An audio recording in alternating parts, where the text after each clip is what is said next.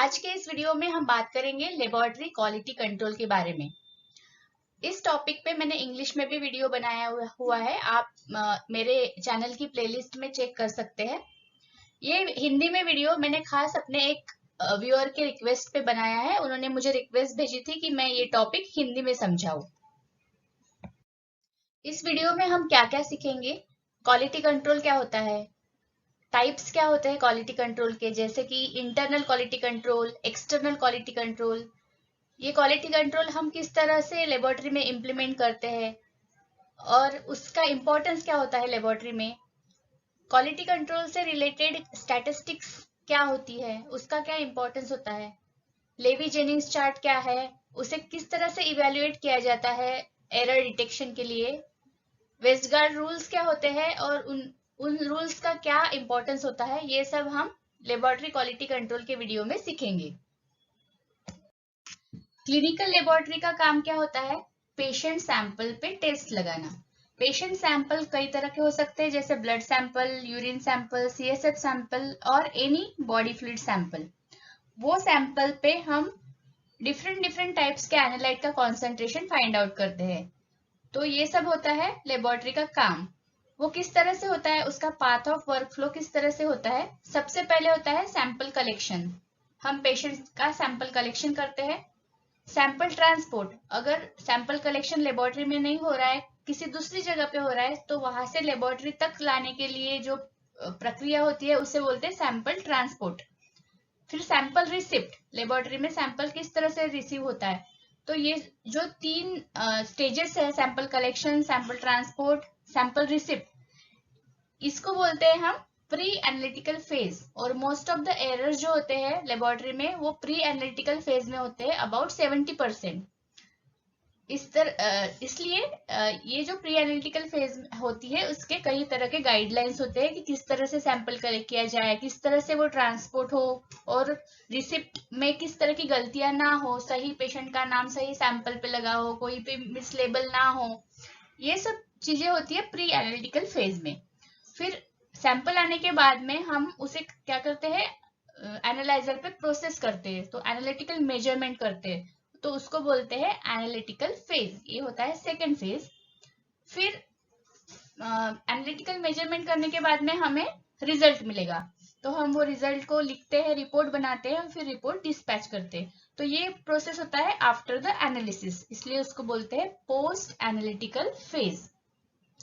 तो लेबोरेटरी के पाथ में, वर्कफ्लो के पाथ में ये थ्री फेजेस होती है, pre analytical, analytical, post analytical. Pre analytical में मोस्ट ऑफ द 70% एरर्स हो सकती है। एनालिटिकल फेज में कितनी हो सकती है, 7 to 13% of errors can occur in analytical phase.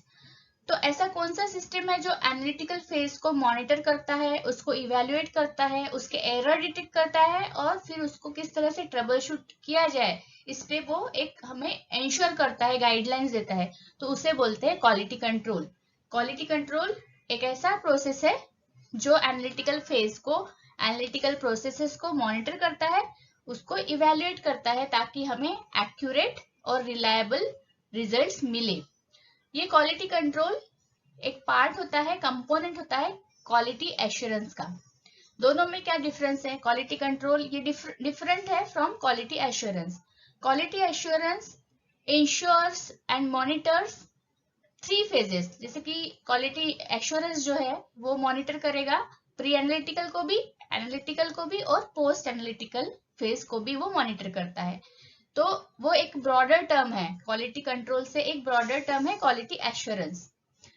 तो क्वालिटी एश्योरेंस क्या एश्योरेंस देता है कि किसी भी लेबोरेटरी में राइट टेस्ट कैरिड आउट हो, राइट स्पेसिमेन पे, सही स्पेसिमेन पे उसका सही रिजल्ट मिलना चाहिए, उसका सही इंटरप्रिटेशन होना चाहिए और वो सही पर्सन को डिलीवर होना चाहिए सही समय पे। समय भी बहुत इंपॉर्टेंट होता है। तो ये क्या कौन डिसाइड करता है, कौन मॉनिटर करता है, उस सिस्टम को बोलते हैं क्वालिटी एश्योरेंस। तो क्वालिटी कंट्रोल यह क्वालिटी एश्योरेंस का ही एक कंपोनेंट होता है।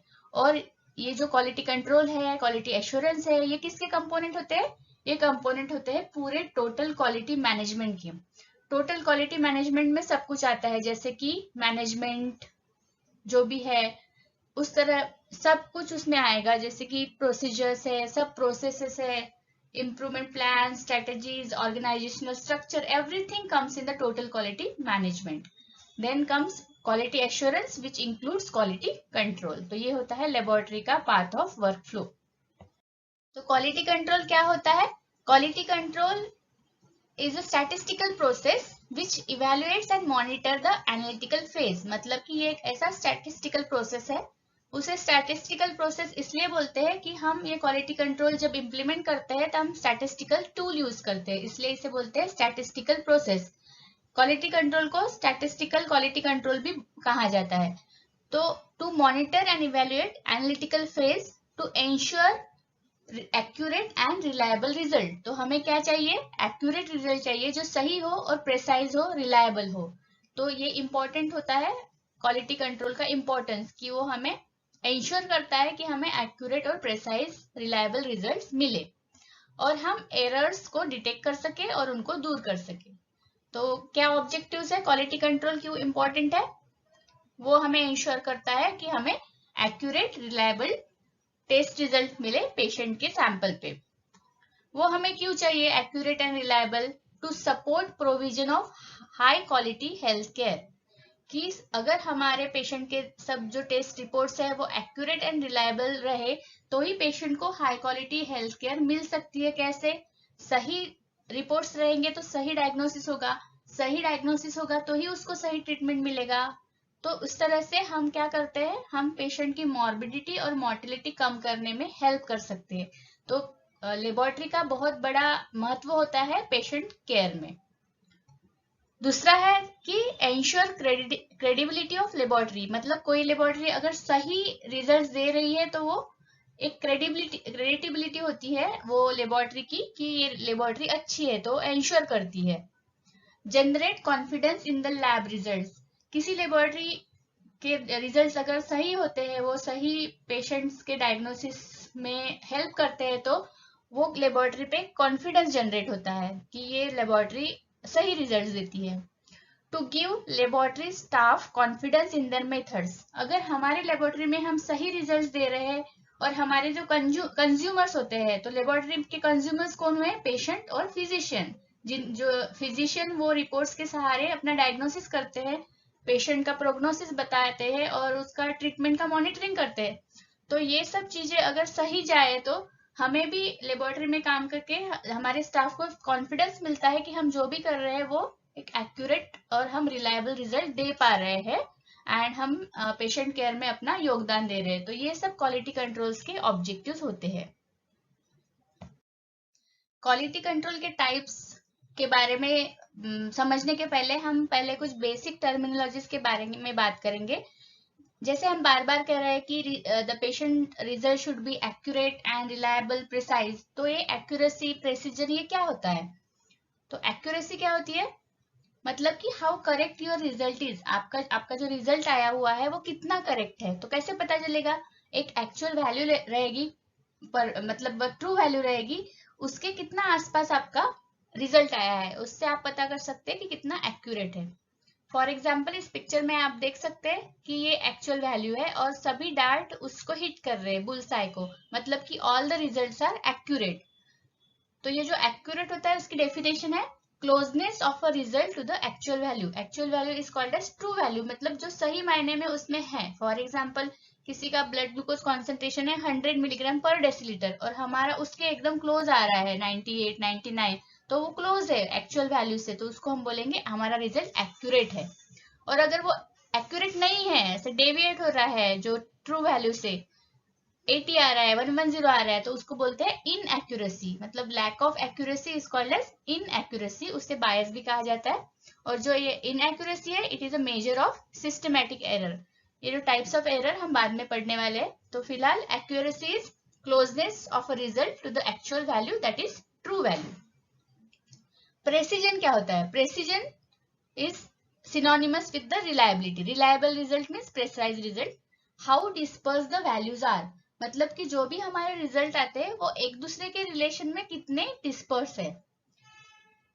फॉर एग्जाम्पल आप यहाँ पे देख सकते हो कि ये जो सब आया है डार्ट्स यहाँ पे हिट हुए हैं, वो सब एक दूसरे से बहुत दूर है और वो टारगेट जो अपनी ट्रू वैल्यू है, बीच का जो सेंटर है बुल्स आई, इससे भी काफी दूर है।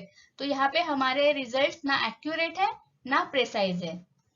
तो ये क्या होता है, प्रेसिजन, रिप्रोड्यूसिबिलिटी और closeness of the values to each other. मतलब हम बार बार अगर वही सैंपल रन कर रहे हैं तो उसका हर बार हमारे जो वैल्यूज आते हैं वो एक दूसरे से कितने क्लोज है वो देखते हैं हम प्रेसिजन में। अगर वो बार बार करने से एक दूसरे के क्लोज आ रहे हैं मतलब हमारे रिजल्ट प्रेसाइज है। फॉर एग्जाम्पल, कोई क्रिटिकल पेशेंट है, उसका ब्लड ग्लूकोज लेवल मॉनिटर करना है 2-2 घंटे में, और आप कर रहे हैं और वो रिजल्ट एकदम सही आ रहे हैं, एक दूसरे के क्लोज आ रहे हैं, तो उसका मतलब है कि ये जो है रिप्रोड्यूसिबल है, प्रिसाइज है। उसको हम रिपीटेबिलिटी भी कहते हैं। और अगर वो प्रिसाइज नहीं आ रहे, वो दूर दूर दूर दूर आ रहे हैं, तो हम उसको बोलेंगे इम्प्रेसिजन। उसका जो लैक ऑफ प्रेसिजन का जो टर्म होता है उसको बोलते हैं इम्प्रेसिजन। और अगर इम्प्रेसिजन रहा तो वो क्या डिनोट करती है, रैंडम एरर। तो measure of dispersion of random error is imprecision. तो यहाँ पे हमने सीखा कि एक्यूरेसी क्या होती है और प्रेसिजन क्या होता है। तो हम बार बार कह रहे हैं कि हमारे लेबोरेटरी के जो रिजल्ट्स होते हैं वो एक्यूरेट भी होने चाहिए और प्रिसाइज भी होना चाहिए, मतलब रिलायबल होना चाहिए। और अच्छे से समझते हैं तो ये जो है 2x2 का टेबल है, accurate, inaccurate, inaccuracy is a measure of systematic error, precise और इम्प्रेसाइज। इम्प्रेसिजन शोज रिप्रोड्यूसिबिलिटी एरर और रिपीटेबिलिटी एरर। तो सबसे पहले देखते हैं ये पिक्चर। इसमें सभी जो डार्ट्स है वो जो बुल्स आए है, येलो पॉइंट है, वहां पे हिट हुए हैं, मतलब कि एक्यूरेट है। हमारी जो ट्रू वैल्यू है वो ये येलो पॉइंट में है, तो हमारे सभी रिजल्ट्स वहीं पे हिट कर रहे हैं। इसका मतलब है कि हमारे सही रिजल्ट्स एक्यूरेट है। और प्रेसाइज है क्योंकि वो एक दूसरे के बहुत क्लोज है, इसलिए वो एक्यूरेट भी है और प्रेसाइज भी है। यहाँ पे हम देख सकते हैं सभी रिजल्ट एक दूसरे के पास तो है, पर वो हमारी ट्रू वैल्यू से दूर है, मतलब वो सेंटर में हिट नहीं कर रहे। तो यहाँ पे क्या है, हमारे रिजल्ट प्रिसाइज है पर वो इनएक्यूरेट है, वो एक्यूरेट नहीं है, वो हमारी ट्रू वैल्यू से काफी दूर है। तो ये क्या डिनोट करता है, inaccuracy is a measure of systematic error. Systematic error denote करता है।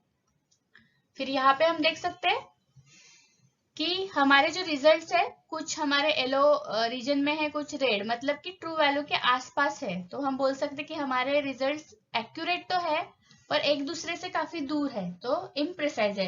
एक्यूरेट है पर इम्प्रिसाइज है, तो ये हमारा हो गया रिप्रोड्यूसिबिलिटी एरर। और इस पिक्चर में आप देख सकते हैं कि सभी रिजल्ट्स ट्रू वैल्यू के भी एकदम दूर है और एक दूसरे के भी दूर है, तो ना ये एक्यूरेट है ना ये प्रिसाइज है। सो ये है इनएक्यूरेट एंड इम्प्रिसाइज। सो आइडियल क्या होता है, ये वाला first picture, the result should be accurate and precise.